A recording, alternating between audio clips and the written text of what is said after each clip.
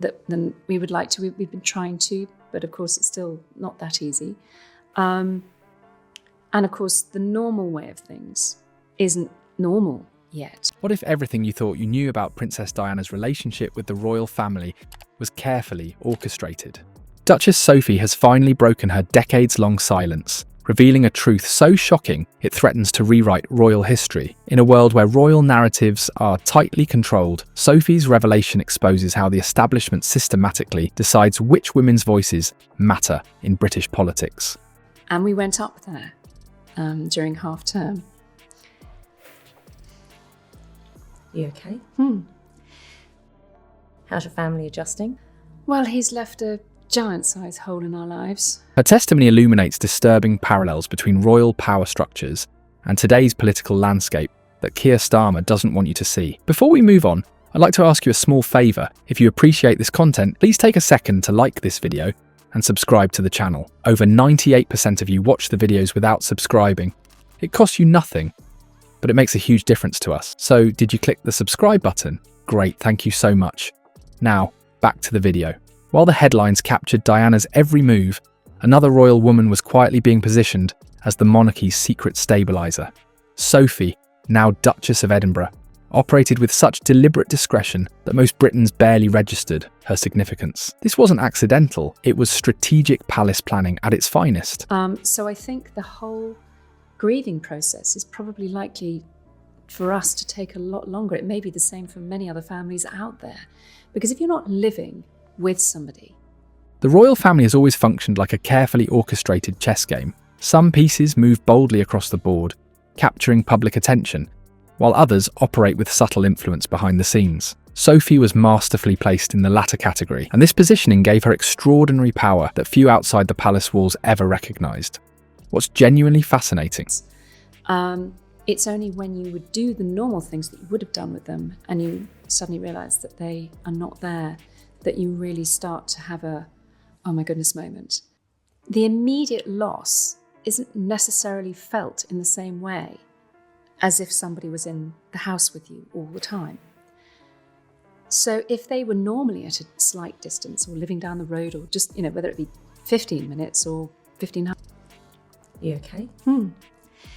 And just to be there in that place was an oh my God moment. So I think they'll come and go. Is how the Queen reportedly trusted Sophie more deeply than many senior royals, including Charles himself. Despite being portrayed as a minor royal in the press, Sophie's actual influence within the palace corridors was substantial. The British public was deliberately kept unaware of just how much weight the Queen placed on Sophie's counsel during times of institutional crisis. Their relationship transcended the formal boundaries typically maintained between the monarch and other family members. They shared private conversations about military history, a passion they both held, in meetings that pointedly excluded other royals. These weren't merely social chats, but strategic discussions that shaped the monarchy's direction during turbulent periods. The establishment brilliantly crafted Sophie's public image: humble, reliable, dutiful, while simultaneously ensuring her media exposure remained minimal. This approach stood in stark contrast to Diana's treatment, where every aspect of her life was scrutinised under the harsh glare of publicity. The monarchy created two different rulebooks for these women, serving its institutional interests rather than either woman's personal welfare. This pattern of controlling which female voices gain prominence extends well beyond palace walls. Look at how today's political establishment elevates certain women who reinforce the status quo while systematically undermining those who challenge it. The template was perfected within the royal family first. Sophie's unique position granted her unprecedented access to sensitive information, including Diana's private struggles with an institution that Sophie had successfully navigated. When Sophie allegedly uttered the phrase, "I promised her," it hints at a profound understanding between two women who viewed the system's manipulation from entirely different perspectives. The royal family's carefully crafted public image isn't just about protecting individuals. It's about controlling whose voice gets amplified and whose gets silenced. What if Diana wasn't merely a rebellious princess who couldn't follow protocol, but a woman who threatened to expose the very mechanisms through which the British establishment decides who deserves to be heard? The contrasting portrayals of Diana and Sophie reveal a deliberate institutional strategy. While Diana was branded as unpredictable and difficult for challenging conventions, Sophie earned her reputation as steady and reliable by working within the system rather than questioning it. This stark difference wasn't coincidental.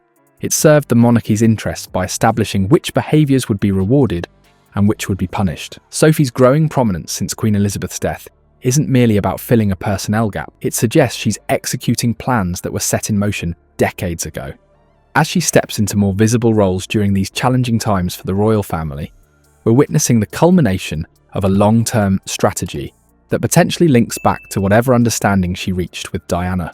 Her increased responsibilities under King Charles and her special connection to Prince William signal that she's becoming instrumental in shaping the monarchy's future. The truly revealing aspect of this relationship is how Sophie's position as both outsider and trusted insider gave her a unique perspective on Diana's isolation. While publicly appearing to support Diana, the institution systematically cut her off, a blueprint that extends far beyond palace walls. Look at how today's political establishment handles dissenting voices. Those who challenge power structures face the same pattern of delegitimization that Diana experienced, while those who operate within acceptable parameters advance without scrutiny. When the Queen placed such special trust in Sophie, it wasn't merely personal affection. It was strategic positioning of someone who understood the rules of engagement with power. Sophie demonstrated she could navigate complex relationships without creating waves, making her invaluable as the monarchy transitions through turbulent times. Her lack of public scandals and ability to maintain composure during royal affairs earned her respect precisely because she never threatened the status quo. The parallels between royal women and today's political figures are impossible to ignore. Those who question the system find themselves isolated and discredited, while those who work within it gain influence without public recognition. This isn't coincidence, it's by design. And as the royal landscape shifts dramatically, Sophie's true power becomes increasingly evident. The quiet royal who's never courted publicity has been steadily assuming more responsibilities as others step back, from Prince Andrew's disgrace to Harry and Meghan's California exodus. What's remarkable isn't just her willingness to fill the void, but how the establishment has tacitly relied on her reliability without public acknowledgement. This pattern extends far beyond palace walls. Look at Westminster today, where outspoken female MPs face disproportionate online abuse, while their more compliant colleagues advance through the ranks. The establishment, whether royal or political, rewards women who strengthen systems rather than challenge them. Sophie's breaking silence about Diana isn't merely sensational gossip, it's a rare glimpse into how power truly functions. As the monarchy slims down, pay attention to those operating in the shadows. They're the ones actually steering the ship, not those making daily headlines or trending on social media. The true levers of power remain firmly in the hands of those who understand that real influence rarely demands a spotlight.